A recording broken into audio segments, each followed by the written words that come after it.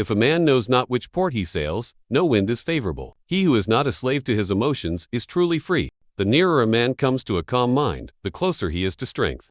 A real man does not give way to anger and discontent, and such a one has strength, courage, and endurance.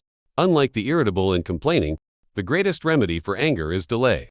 You always own the option of having no opinion. There is never a need to get worked up or to trouble your soul about things you cannot control. Those who are moved by anger and pain must recognize that they are only harming themselves. How much better it is to endure a little loss of dignity rather than make an enemy for a lifetime. Do not let the future trouble you, for you will meet it with the same reason which guides you in the present.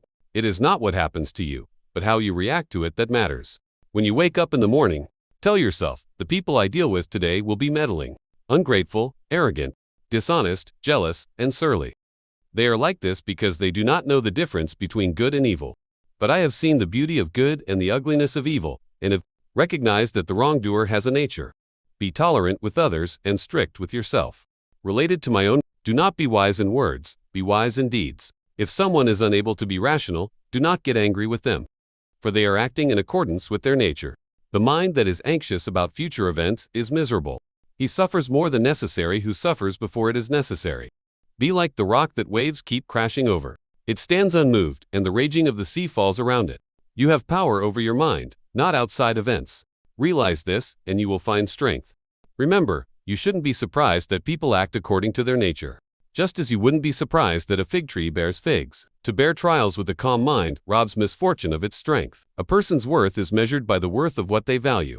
The greatest weapon against stress is our ability to choose one thought over another. Anger, if not restrained, is frequently more hurtful to us than the injury that provokes it. How much more grievous are the consequences of anger than the causes of it? No one can harm you unless you allow it.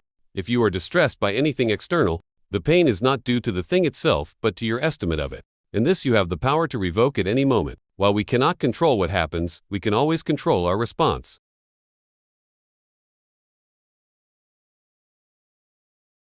If you can endure the offense, do so, for this is the mark of wisdom. A fit of anger is as destructive as a storm upon the sea. It may break your ship or throw you off course. To forgive is to set yourself free from unnecessary suffering, anger, or to set a limit on its expression.